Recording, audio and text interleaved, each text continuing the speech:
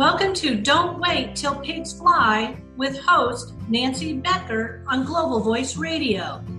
Nancy and her guests will share tips and recommendations on moving forward in your life and business now and not waiting till pigs fly. Here's your host, Nancy Becker. Hey everyone, welcome to another episode of Don't Wait Till Pigs Fly, where we have conversations with and for small business owners who have expertise in different levels and help get us from point A to point B in our businesses, always soaring higher. Today we're talking with Maggie Dennison, who helps professionals speak and write in a way that's clear, concise, and compelling. Her focus is on conversational writing and speaking that sounds natural and authentic so that it connects deeply with their ideal clients.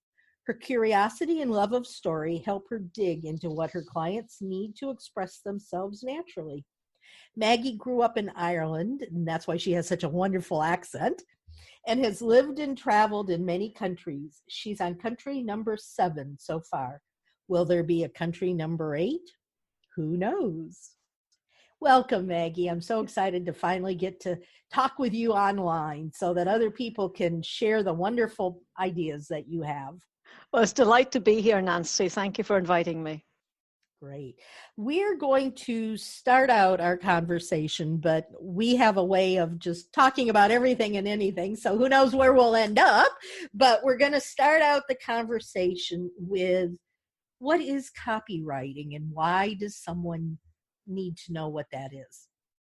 Oh, that's a great question, Nancy, because the term copywriting, when I say I'm a copywriter, people say, oh, you mean you put that little C with the date on the bottom of my documents? I said, no, that's a legal term, which is copyright, copy, R-I-G-H-T. That's a legal term. What I do is copywriting, which is copy, W-R-I-T-E, which is a kind of a technical, jargony industry term for writing marketing and promotional materials. It's called, the official term is copywriting. So it's like, what I like to say is a copywriter is a marketing writer. A copywriter writes marketing materials. Because a lot of people don't understand the term. Depends on who I'm talking to, whether I use that term or not. But a lot of people just don't understand. But it's really basically writing anything for marketing or sales or advertising is copywriting. And why is that important? Why do I need to worry about that?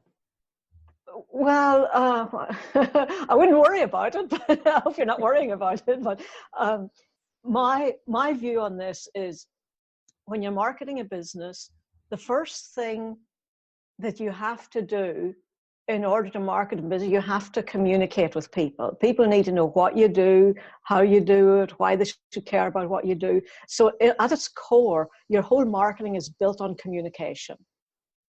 And communication can be, and there's different levels. Communication is the words you use, it's the ideas you put out, it's the words you use to say them, and it's the psychological flow. We may get into that in a little while. And it's that comes before what I call the tools and techniques. By tools and techniques, I mean things like networking and doing social media and doing public speaking. Those are all tools of marketing. But the communication, the message that you put into those tools, or that you use those tools to disseminate, that's what makes your marketing work. Because without a good message, why would anybody listen to you? Why would people care unless you can tell them why they would care about you? So that's why the communication, the messaging part is so important, because it's at the core of everything you do. Let's look at that a little bit deeper, because you're so right in all of that. And I'm a writer. I love to write, but I write technical.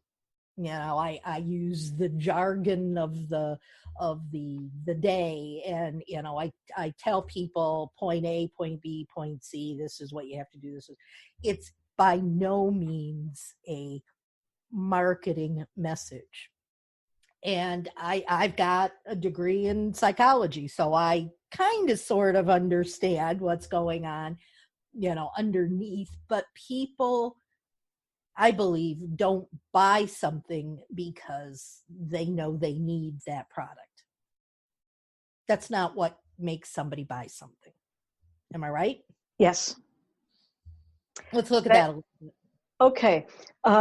There's two different levels to this. We buy, this always amuses me.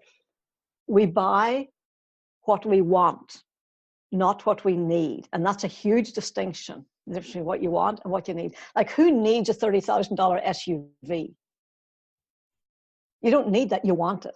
What you need is a vehicle that gets you from A to B. But you want the $30,000 SUV for whatever the reasons are.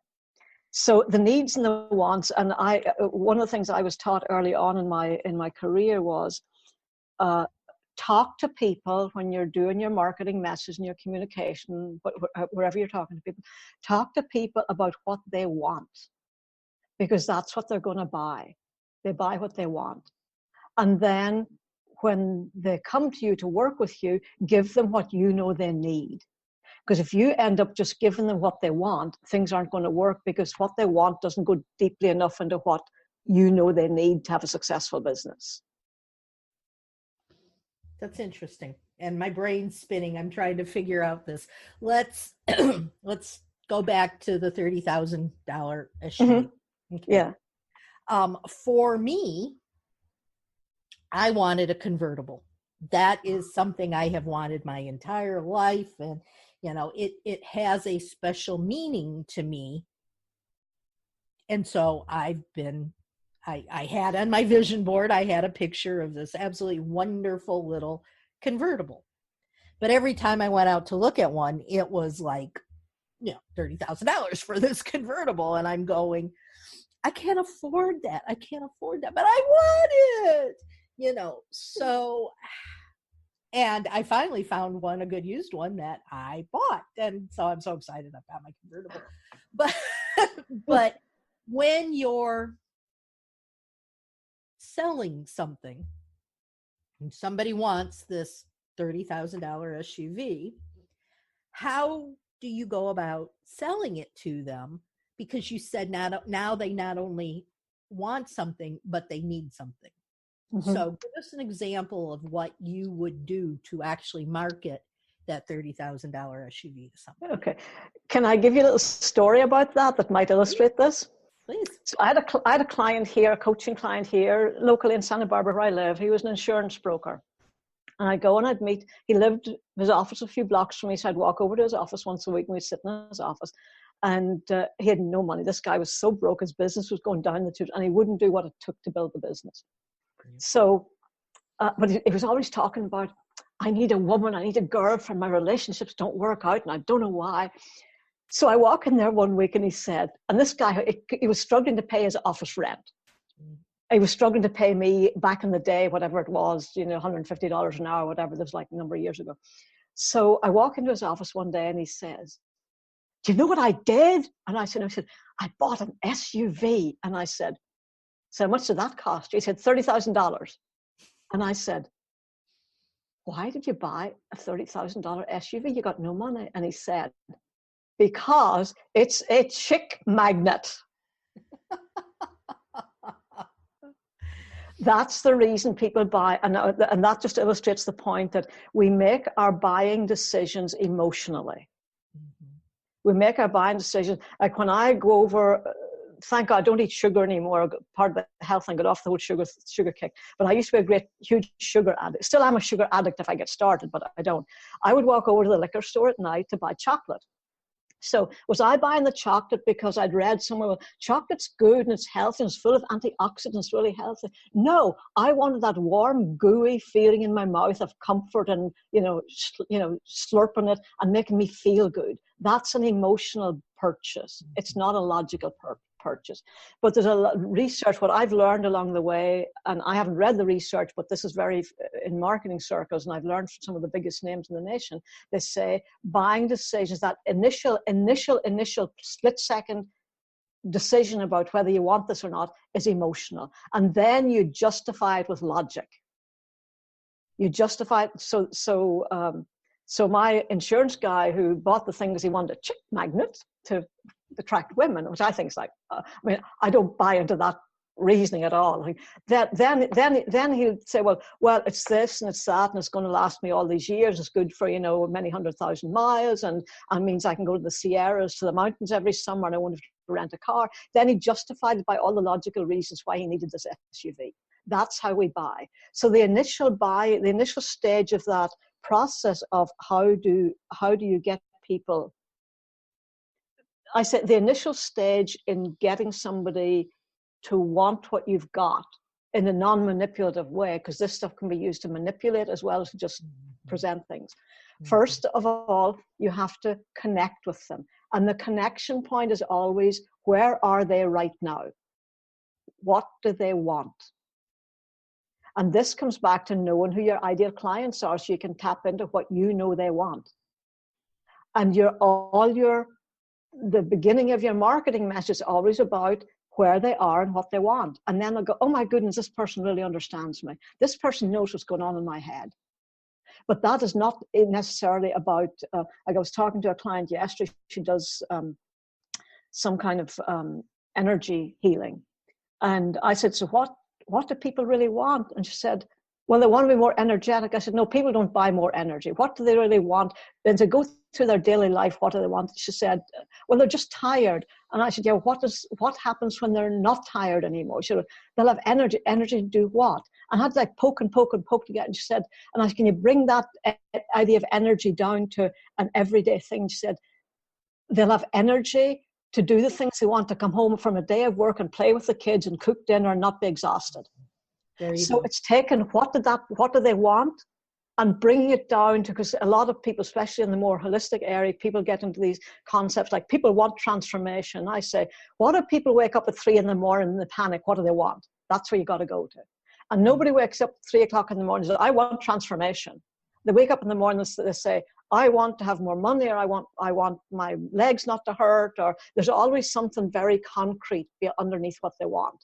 And that's what you have to tap into. The first stage is always tapping into what they really want in a very concrete way, not this kind of philosophical, conceptual stuff. Concrete way, like the woman yesterday, she said people, they want to come home after a long day at work, have the energy to roll around with the kids or the grandkids on the floor, go do some fun stuff, and still have energy left over, and go to bed feeling that they're not just so totally exhausted, all they can do is fall in the heat. That's what they want. So we're building her message around that.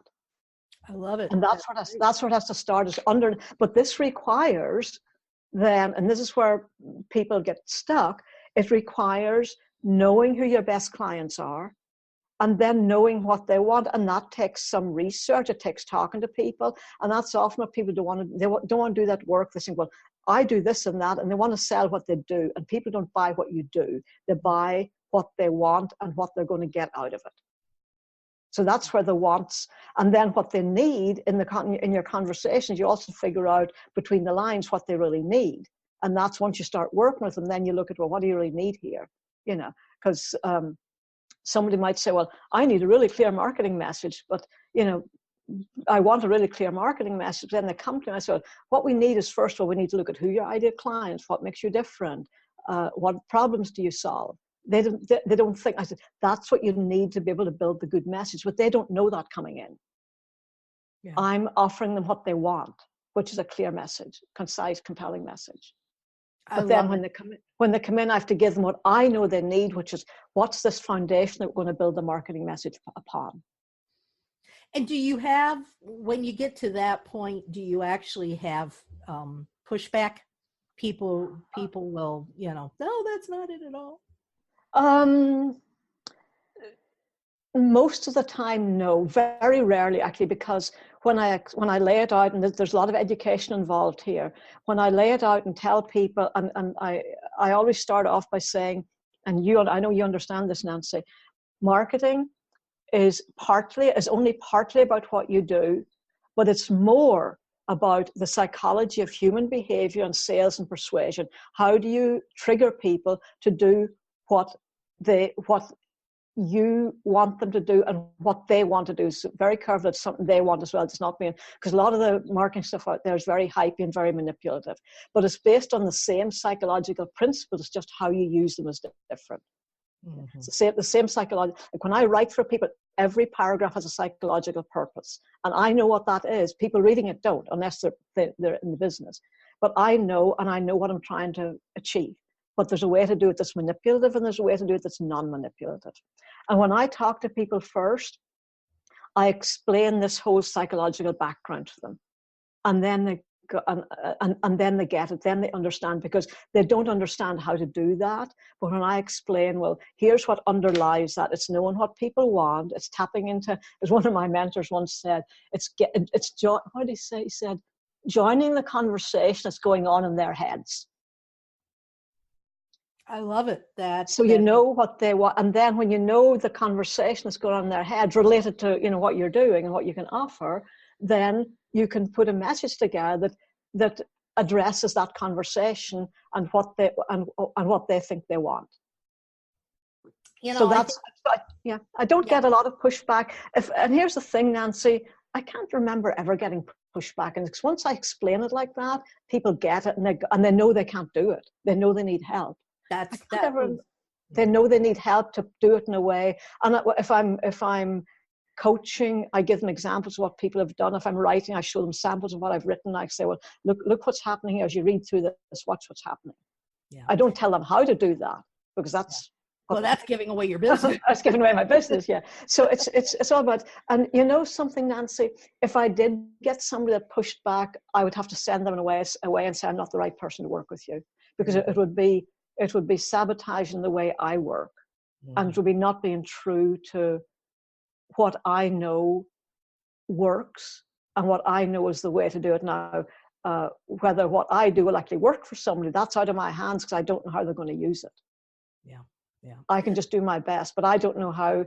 If I'm writing something for a website, I don't know how are they going to get people to the website. How are they going to drive people to the website? Are they driving the right people to the website, or just anybody and his dog who is looking for something? So there's a lot of things that are out of my control. So all I can do is say, here's the best I can do, given the information you've given me. And sometimes it takes a lot of digging around to even get that information from people, because people are not used to thinking in this way. Right. Yeah, that was actually a couple of thoughts that had popped into my head. Was the first one, I don't think we necessarily really know what it is that we want. Yeah. And it takes a lot of thought to actually decide, why do I want that convertible? Mm-hmm. Yeah. What is it about that convertible that Yeah. See, that's the next level of question. Like, you knew you wanted the convertible. You knew, so you did know what you wanted, but you didn't look at the underlying reasons why you wanted. That's getting into the whole emotional part. Why do you want it? Like my guy who wanted to attract women. I thought, and that's so sexy. I just couldn't believe it. But that was his point of view. I would never buy into that. But so he knew why he wanted it. That was the emotional thing. So it's the emotional thing. You know what you want, but do you know why you want it? So you're addressing two things, Nancy. You know what you want. Do you know why you want it? And what I find often, people don't know why they want it, and I have to coach that information out of them. Mm-hmm. That's part of it. If they can't give me that information, I'll have to go into coaching mode and help them figure it out. So, and I'll ask questions like, so how would your life be different if you had the convertible? How would your life be different? You start with like the external, the things they're most likely to be able to answer. How would your life be different if you had the convertible? And then you go into things like there's always all these different levels. That's kind of the physical level. How would your life be different? How would things look? And then you go, how would you feel? How would you feel when you got the convertible? And then we start getting to what's really underneath, because underneath it's like, what's that emotional pull? And that's what are you going to be feeling? Are you going to be feeling like, oh, I'm going along and I feel free because I've got the top down, my hair's blowing in the wind. I feel free. I feel the sense of, I can conquer the world, whatever it is for people. But that's an individual. That's individual to every person. Well, and that brings up the next question. This makes a lot of sense to me as being the consumer. Okay. Mm-hmm. You're creating the material that I'm going to want. But when we turn that around into the business owner who's trying to create something for their clients and their potential clients, you sit there and you watch television and there's all these ads, and some of them you go, oh my God, those are just so stupid. Or you fast forward through them because, you don't want to see them. What, as a business owner, what are the things that we need to do to create the type of marketing that's going to bring our ideal client to us? It's exactly the same. The underlying psychological principles are the same. You have to figure out what your ideal clients want, why they want it, and integrate that into all your marketing materials and your communication. Because that's where, yeah? Go ahead. So it's the same. It's all the whole, let's look at this a little bit differently. So if you know how good children are at getting what they want or kind of twisting around their little finger, they know how to do this naturally. They do it naturally. But we're persuading people. Said, I don't like to sell. You're selling all day long. If you're trying to talk to your best friend about going to dinner at this restaurant rather than that restaurant, you're trying to get what you want. You're trying to persuade that person to do what you want. Or you're trying to come to a consensus about what you do. You're selling and persuading all day long, even in your daily life. And the principles that is based on these psychological principles are the same. They're just used maybe in a different way, or not as focused, because people in everyday life don't know this stuff. But it's the same principles, whether you're selling penny balloons or you're selling a $5,000 program. The principles underlying it are the same. And once you know those foundational principles, which I teach in my coaching, you can apply them to anything that you're selling, or any situation where you need to, or you want to get somebody around to your point of view. And I'm not talking about like political discussions. There's not that kind of stuff. But when you're trying to get people to take action and do what you want them to do because you know they want it. So it always comes back to, what do they want? What do they want, and how do you talk about what do they want? Why do they want it? Because that's the emotional thing. And there's something I should have mentioned this earlier probably. There's been a lot of research done that says, I think it's like our decisions are made 80 or 90% on emotion, and the other percentage is spent justifying why we made that decision. But that immediate 80 or 90%, it's an immediate thing. It's immediate. And the good way, if you watch ads on, I don't have a TV, so I can't do this anymore. Watch ads on TV. Watch what they're doing. Watch what they're really saying. Most of the time, they're not selling the thing. They're selling some kind of an emotion. Mm-hmm. It's very instructive. And the thing is that when you're selling a thing, as opposed to a service, it's much easier to sell a thing, sell a product. Like there used to be this thing on I don't know if it was on TV or in the cinema, because I don't go to movies anymore either. I get sensory overload. I can't stand all the noise, the loudness. I remember there was an ad. This guy he was down in the valley somewhere, and I don't know why SUVs keep coming up, but this was an SUV story as well. So he's standing beside this SUV, and he gets in this SUV, big burly guy, and he starts driving along this little road, and then the road gets narrower and narrower, and then starts winding up a hill and up the mountain, into the mountains, and through the woods, and then the road gets narrower and narrower, and he takes these hairpin bends like it's no trouble at all, and he's kind of going along, and he's looking out the window, grinning like, oh, look at how good this car is. And then the road gets rougher and rougher. Now it's all covered in boulders, big boulders. And as he's jumping over these boulders like they were just little things, like little pebbles in the street. And finally, there's a big boulder in the car, on this big hairpin bend, and there's like a 3,000 foot drop over on the other side. And it's like, you can see this Jeep can't go any further. You go, oh! And all at once the Jeep stops. He veers slightly to the left, and he ends up with the front wheel of the Jeep hanging over this $3,000 foot cliff. Oh, God. And the door of the Jeep opens, and this big burly guy gets out, and he stands by it, and he puts his hand on the Jeep, and he strikes his pose like, ain't I a macho guy? Look what this car can do. They were selling the macho, this car can go in there, and if you buy this, you'll be that big macho guy too. Total emotion. Total emotion. This car can overcome any obstacle. And guess what? You look like the big macho guy that can conquer anything. That's what they were selling. Well, and what's interesting about that whole story is you at the end, you actually said a Jeep. but I've been thinking the whole way through, that's a commercial for a Jeep. That's how clued in I am about cars. Yeah, it probably was a Jeep. Yeah, Yeah, because it probably was a Jeep. Right, you're right. It probably was a Jeep. Yeah, they create such not only are they selling the macho man type thing, but they create such an image that I immediately knew what you were talking about. Yes, yeah. Yeah, You know? and what they're creating is the emotional pull of, and never once in the commercial did they talk about what's under the hood. Now, a big macho man, you'd think he'd want to know what's under the hood. Of course he does, with that step too. First of all, pull him in emotionally about, look at how you look, and look at what this will do for you with the opposite sex, because it could just well have been a big burly lady, but it's that emotional pull initially, and then, well, let's look at what's under this hood here. Mm-hmm. That's secondary. And of course, if what's under the hood doesn't match, then the deal won't go through. But that initial getting people to the point where they're interested enough to find out more, that's what you want in your marketing materials as well, in your message.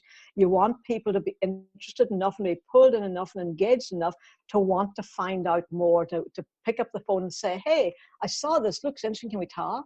Or I have some more questions. It's because your marketing materials and your marketing communication in the early stages is not meant to get people to buy what you've got. It's meant to get them interested enough to take the next step. Like a website, unless you're doing those long sales pages where you want people to whip out their credit card and buy something on the spot, that takes a lot of persuasion. That's why you have those really, really long pages, because that's what it takes. But a regular business website, it's, the purpose is, and when I'm writing for websites, I always say to people, so what do you want people to do at the end of the page? And that might be different for every page, or it might not. And they say, well, I want them to call me and hire me. I said, no, that's not the purpose is to get them to take the next step. What's the next step in your process? It's not, I've just heard about you, now I want to hire you. It's maybe, do they need to have a conversation? So this is where it comes down to, is where you have to know what's your sales process, which is a pretty standard process in most cases. What's your sales process? But we tend to want to go to, well, here's what I've got, and now buy it. And you miss out that whole middle bit in between. And that's where people get impatient. It's like they want to go from A to Z in one big jump. Mm-hmm. And maybe there are times like this thing was from that that movie where it said, you can't cross a chasm with one small leap. But that's not the case here. You're not crossing a chasm here. You're walking across a bridge, and or you're going up steps, and every step is a process to take them. So what does it take to get them out of the next step? But to do that, you have to know, you, the client, or you, the person that's selling, needs to know what are the steps in your process. And that's where these funnels come in, right? That's where the funnels come in. Yes. Mm-hmm. I know we were just talking in a previous interview. I was talking with someone about creating funnels, and for me, it would be like, the next step for me is, you're interested enough in knowing what I do that maybe you'll sign up for my tip sheet. And once you sign up for the tip sheet, then you go, wow, I need some more of this, and then maybe I'll talk to you about doing some one-on-one consulting, and then it's being a part of the mastermind, and then it's coming to the retreat, and eventually you get, but it takes time. And there's something else that happens there, Nancy. I'm glad you brought up this idea of the tip sheet, because I should have a giveaway, an opt-in on your website. Nobody's going to go to your website and say, I want a consultation with this lady. Probably ain't going to work, because they don't know you. They don't know, like, and trust you yet. And offering them something like a downloadable something, now they're on your mailing list. Now you send, like I send out a newsletter once a week. It's like about 200 words, a little tip about writing or communication. 200, because people will read that. And there's nothing else in the newsletter except this little article. There's no promotions, there's no ads, there's nothing. My contact information at the bottom, a call to action, that's it. But by keeping in touch with people regularly, then over time, they get to know you, they get to like you, they get to realize you know your stuff, or you don't. That's up to you to let them know that you know your stuff. Yeah. And then at some point, I had a really interesting thing happen. This is a number of years ago. I've been publishing a newsletter for maybe 10 or 12 years now, and I used to do it once a month. And I used to do a lot of tele classes back in the day, like in the late 90s, before webinars came in. It was all done by phone. And I remember getting an email from a guy, and he said, you don't know me. My name is so-and-so. I live in Sydney, Australia. I've been on your newsletter list for, I don't know, however long, a couple of years. And now I'm ready to hire you. Here's what I want to do. Can we talk about how to get started? Yep. So just by having read my stuff for all this time, he knew he wanted to hire. And we had a conversation. And I just said, how do we get started and what will it cost? And we got on Skype and we had a conversation. He hired me like that. But because he knew, liked, and trusted me, we'd already gotten through that whole initial stage of who is this person? Can they do they know what they're doing? So the newsletter, and that can be, in his case, was a couple of years. Yeah. It was a couple of years, but it was a huge project. It was interesting. He'd been a deep sea diver for the oil companies somewhere in southeastern Australia, and then he got injured on the job, and then he went into, I can't remember, I think he went into coaching, but coaching for something more personal, like, you know, taking care of yourself. I can't remember. It's been this a number of years ago, but that was very instructive to me to know that somebody's been on my list. And this happens not all the time. It happens often. Somebody's on my list. And like somebody I was talking to a couple of weeks ago, and she said, you know, I think I need to hire you. And we sat down over a cup of coffee and we chatted, and she said, put me on your newsletter list. So I put her on my list, and she got the first email. This was like about 2 weeks ago. And she said, oh my goodness, this is exactly what I want. And then I bumped into her somewhere at a business thing last week, and she said, like, can we sit down and talk about getting started? I had never once said you wanted to work with me, you're ready to get started. She did that herself. And that's what happens when you have a good funnel going that's not pushy. People sell themselves. They realize they want you. And it's more like you're pulling people towards you rather than pushing what you've got on them. Mm-hmm. So the tip sheet and then that follow-up, people can come back right away, or it can take years. But the thing is to build that relationship. Yeah. Well, and there's a quote or a comment or something that I use often that is so true. And it's like, you hear about these overnight successes, you know, and, you know, they one day they were not known, and the next day they were in the, you know, 8-figure incomes and that kind of thing. And if you were to ask most of those people, their overnight success literally has taken them years to accomplish. Yes, exactly. And see, that to me, that's what gets into deceptive marketing, because they're creating the impression that, you know, I did this and you can, this thing, I did this and you can do it too. Maybe you can't, maybe you don't have the personality for it, maybe you don't, maybe you work differently, maybe you think differently. Just because one person did this thing, but if I could do it, you can do it. That's, to me, is just so untrue. But the other thing that I see as well is the overnight success. The thing about you know, you can run your business and only work 4 hours a week. That is just deceptive, because what they're doing is the owner of the company is maybe working 4 hours. It was because everybody else is doing the work. That's right. Not about you can run a business, but it's presented as you can run a business in 4 hours a week. No, you can't. There's a lot of little, you know, minions doing the work that you would normally be doing yourself. That's how you get to work 4 hours a week, because you're not doing the work. Everyone else is doing it for you. So there's a lot of that kind of deceptiveness out there, where people create an impression that, you know, it's like get rich overnight. There is no, as you said, the overnight success can take 10 years and a lot of failures along the way.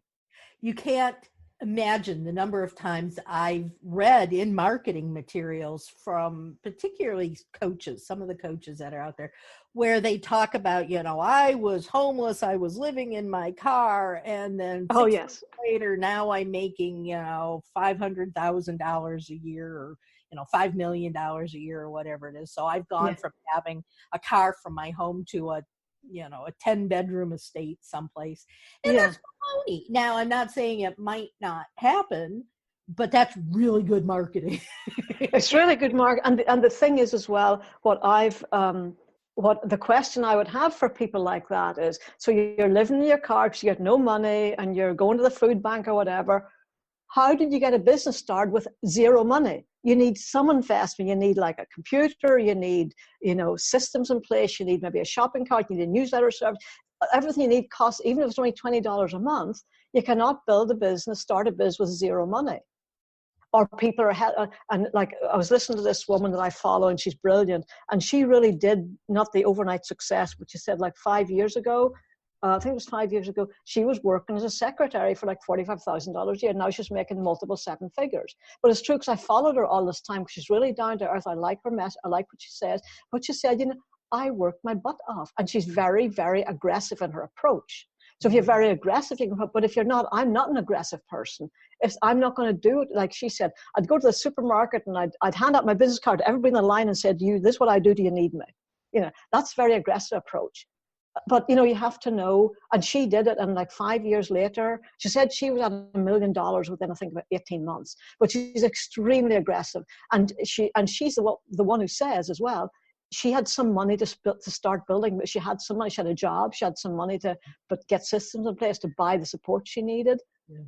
It's not in a vacuum. It's not in a vacuum. And I get so annoyed at these hyped up messages. And I think, what copywriter writes stuff like that? No one. That is not true. I will not write. That's the way I was trained, because I trained back in the day with some of the big names that are the big names in the day. But that was back then. That was the way people did stuff. The whole direct marketing approach was hype, hype, hype, hype, and lots of bold, lots of capital letters, lots of red, and lots of big words, and I always wondered what was wrong with that, because it never felt right to me, that hyped up approach. And there's still people that do that, but the way, the trend now, that's kind of, you're seeing less and less and less of that hypey stuff. What you're seeing more of now is what's called conversational copywriting, right? Which is, how do you write so when people read it, it feels like you're having a conversation with them, because it's written in or spoken in the kind of language that if you were chatting with a friend over a cup of coffee, this is what you'd say, and then clean it up a little bit so it's not too casual. Cleaned up so it's kind of grammatical and stuff like that, because we don't speak grammatically, but you write the way you speak, and then, I can't do that. Of course you can't. Then you just need to clean it up. But it comes back to, first of all, you have to know the sequence, the psychological sequence. You have to know the ideas you want to present in the order you want to present them, and then you put it all into this very conversational tone that makes people feel like you're a friend chatting to them. And that can mean breaking a lot of the rules of grammar.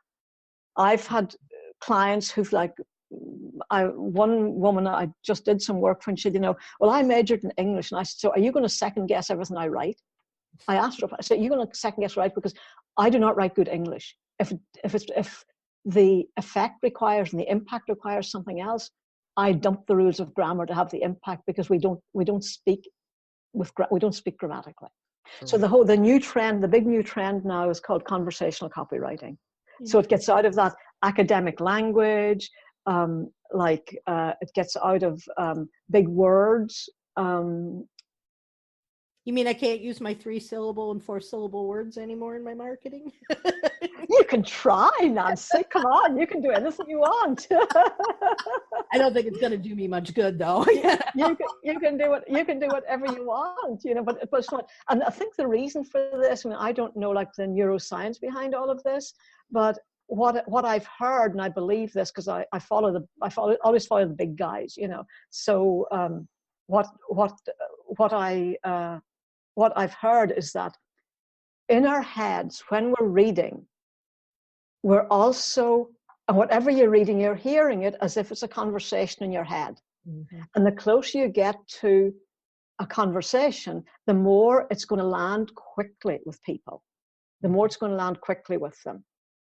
And I was just looking for something here as we're talking. And the other thing is that,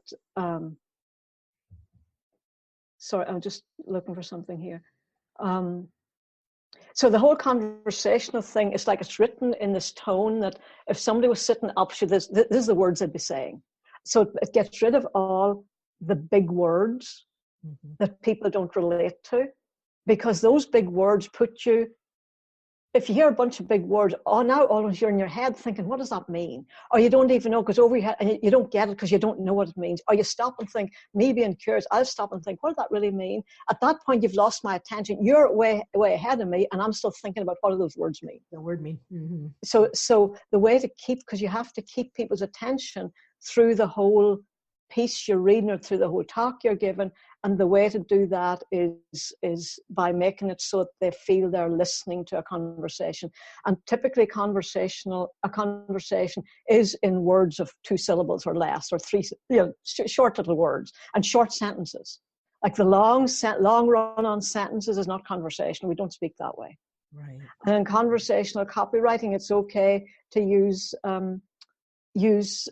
sentences that don't have a subject, verb, and an object. Just a short little phrase is okay. If it has impact, you're always looking for, does it have impact? Where will this land with people? Yeah. Wow. I tell you, it's got my brain spinning. This is incredible information. And I know for me that I know how important it is, but I also know I don't want to even try to do it for myself. So yes. There are other people out there that feel the same way, and I highly encourage you to feel that way. I would suggest that y'all get in touch with Maggie and see what she can do for you to help you. Maggie, how would somebody get in touch with you? Yeah, they can email me. My email is Maggie, MAGGIE, at mymarketingmessage.com. Okay, everybody. Go ahead. Maggie at mymarketingmessage.com. You can also find me on Facebook. Initially I prefer email because Facebook Messenger is just so hard to use. But a Facebook Messenger, if that's what it takes, that's what it takes. And I'll be happy to, if you have something, I'll be happy to cast an eye over it and give you an opinion if that's what you would like, and let you know. But I have to know, I'm very straightforward. I will give you a true opinion. I don't mince my words. But I think that's important. I think, we all go into these things saying, well, it's my business. I know what I'm doing. I'm doing the best that there is, and people can just pay attention to this.